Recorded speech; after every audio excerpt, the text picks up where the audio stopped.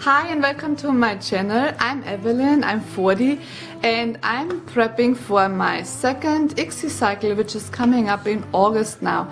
And I thought since it's only a month away, I'm gonna talk about the supplements and things I do to prepare for my next upcoming IVF or IVF cycle, and to give you any ideas of what you can take and how I do it. When I used to go to IVF 3 years ago, when I got pregnant with my first son, I did prep a little bit for IVF, and I took a multivitamin, like a prenatal vitamin. But this time around is a little different because I do have diminished ovarian reserve and I'm 3 years older, so I'm 40. And last time my eggs have not really responded to the treatment at all. I had like 9 eggs at the beginning and I ended up with 1 embryo which like disintegrated before they put it in. So it never made it to blastocyst. I never made it to the embryo transfer. And so I kind of like adjusted my lifestyle a little bit, and I added a few supplements, and I changed a little bit my lifestyle around. And I just wanted to talk a little bit about this today, because when I went through it, I always researched what other people do and what else I can do to maximize my chances of a successful IVF cycle and hopefully, you know, a pregnancy resulting out of that. So I just wanted to show you a few things I'm taking. And it's not per se like an advertisement. I'm not endorsed by any of those companies. I just show you the brands I'm using and why I'm using them and what I look out for when I buy supplements. And that's basically it. So before I talk much longer, let's jump into it. And if you have any questions, please leave me a comment below, or you also can contact me on Instagram, on messaging. You also can follow my Instagram account. I'm not overly too active on it, but I do show alternatives. I show what I eat for fertility and things like that. So if you want, you can follow me. My Instagram account is evesworld79. So first of all, I picked a liquid multivitamin. I ordered this on Amazon, and I heard about this vitamin from a German alternative doctor. She was talking about it, how it's bioavailable and it's a good supplement. So I just tried it out and I'm pretty satisfied with this. This is from the brand Vemma. It's called. It has essential minerals, it has vitamins in there, it has mangosteen and aloe vera in there. And on vitamins, it has all the vitamins in there what you need for conception and getting pregnant. So it has vitamin A, vitamin C, vitamin D3, vitamin E, thiamine, riboflavin, niacin, vitamin B6, folate. It has 800 microgram, which is good when you have diminished ovarian reserve. Then 800 micrograms are okay or good. If you're not sure, just check with your doctor what he tells you. You also can eat a lot of dark leafy greens. They contain folate as well. But nowadays with our Western diet, a lot of times we don't eat enough greens, so we have to supplement with that. It has biotin in there, vitamin B12, selenium, mangosteen and aloe vera. And I take 2 fluid ounces a day. And it says to receive the full clinically studied benefits, use 2 fluid ounces daily, and for a maintenance dose, use 1 fluid ounce daily. So I use this. That has to be kept in the fridge once you open it. What I also take is some Spirulina tablets. I don't have the ones from Hawaii. Our store doesn't carry them, but I have the Earthrise Spirulina Natural. It says to take 6 tablets.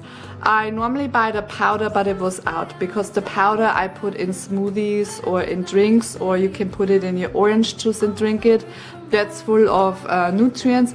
And if you have thyroid nodules like I do, which actually came after my IVF treatment, then it's really good to put Spirulina into your diet. I also take an additional vitamin D supplement when it's cloudy. I don't know what's going on today. I live in Virginia. It's supposed to be sunny, but today it's really cloudy. There is no sun. So when there is no sun, or if it's winter, fall, when the sunlight is gone, or when I'm sick, I use more vitamin D3 because I used to be depleted of vitamin D3. My level was 23, and that's when I had a HPV virus, when I was coming down with Lyme disease, because my body was not able to handle all this stuff with such a compromised immune system. And I use the Nature-Wise vitamin D3 5,000 units. I take this when it's cloudy or seasonal, depending if the sun is gone. And then 3 to 4 times a week I also use an additional B complex that also has folic acid and vitamin C in it. I take this additional like 3 to 4 times a week. I don't know if I mentioned that in my last video, but I do not have a gallbladder. So it's really hard for someone who has no gallbladder anymore to absorb all the vitamins and minerals, especially the fat-soluble vitamins and minerals. It's just harder. So usually we always tend to be on the lower side of when it comes to vitamins and minerals. And what's also curious about is after I got my gallbladder out, a year later I had thyroid issues, and I also developed a, what is it called? The tongue, it's called a Landkartenzunge in Germany. I think about it and then I put it down there. Anyway, this is what I developed after my gallbladder was out, and I read an article that it has something to do with your vitamin B12.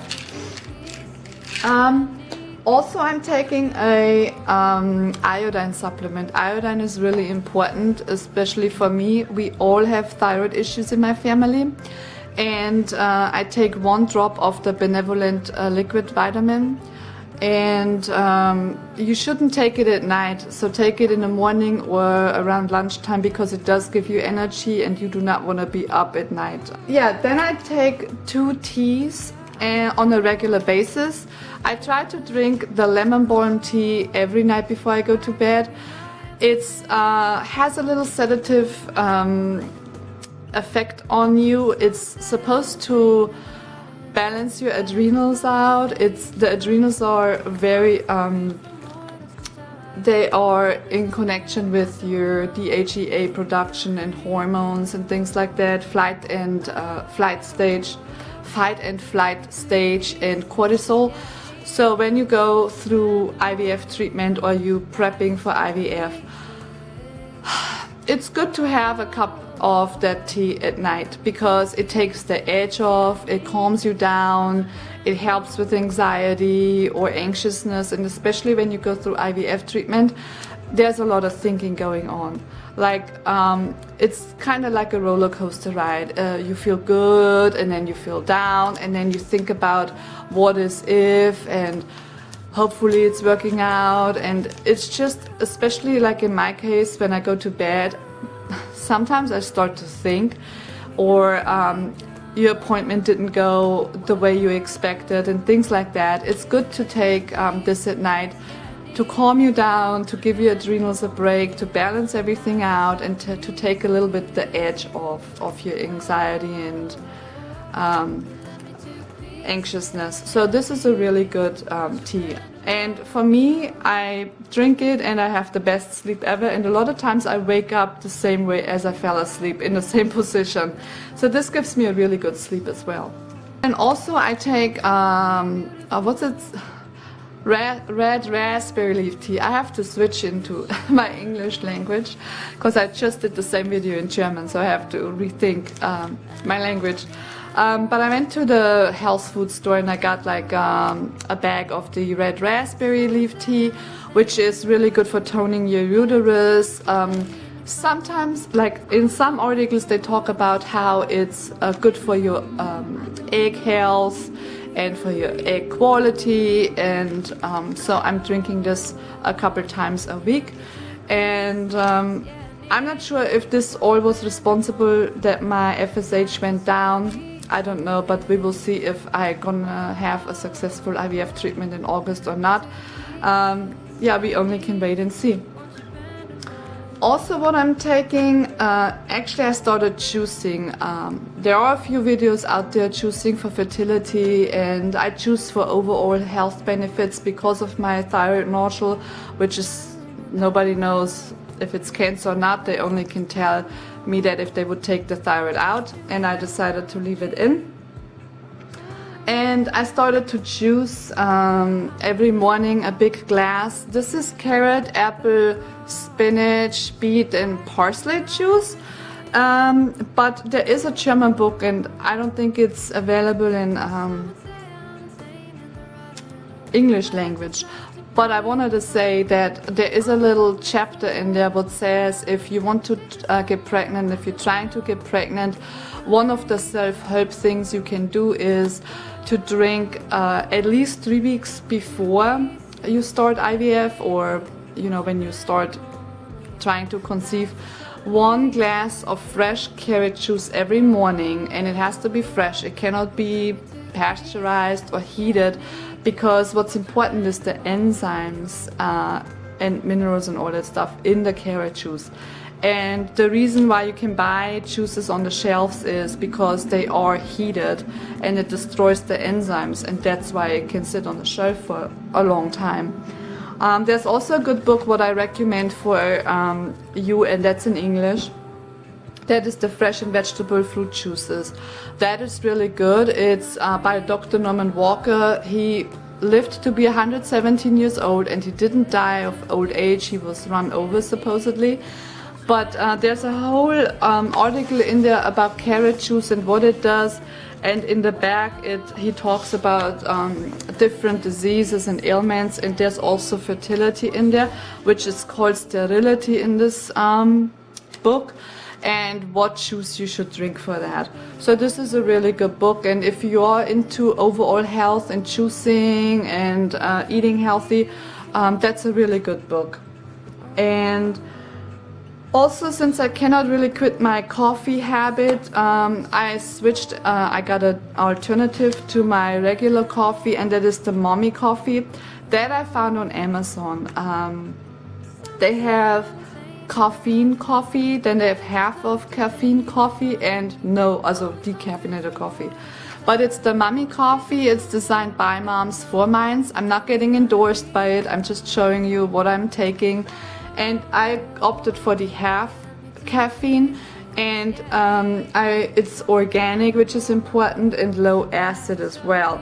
So when you're trying to conceive and you're not getting pregnant, or you are going into IVF treatment, try to eat as healthy as possible and cut out all this stuff what contains herbicides, pesticides, GMO, very important.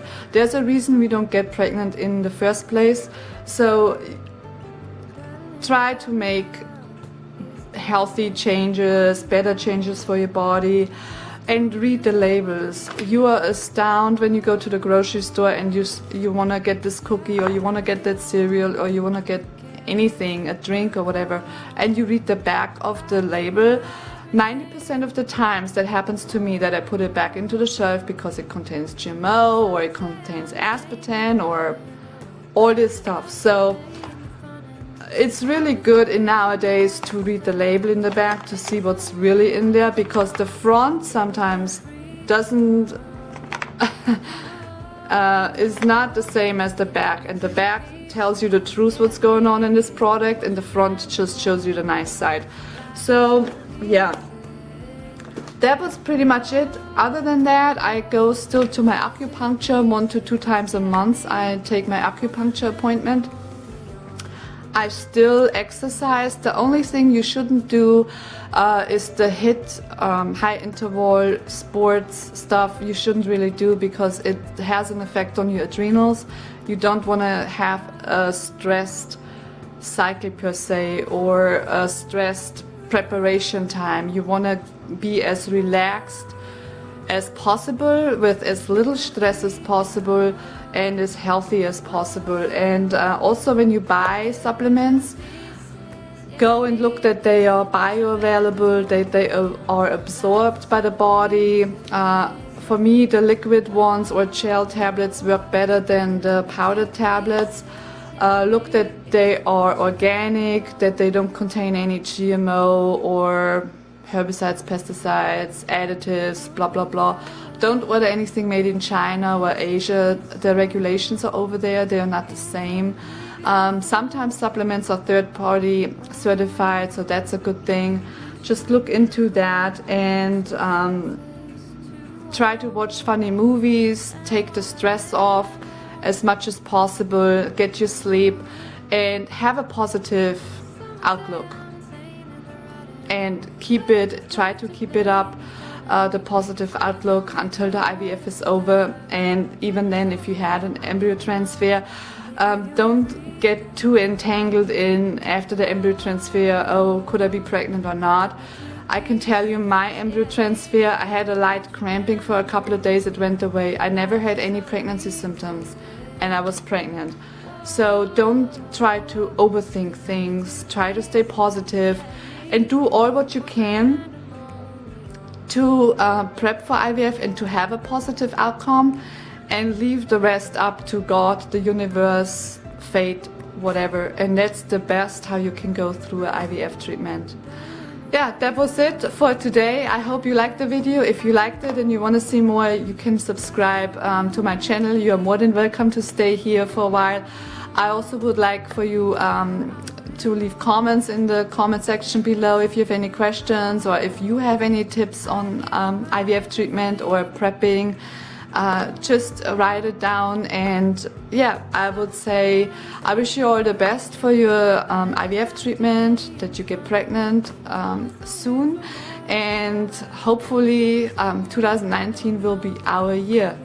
Alright, take care and all the best. Bye.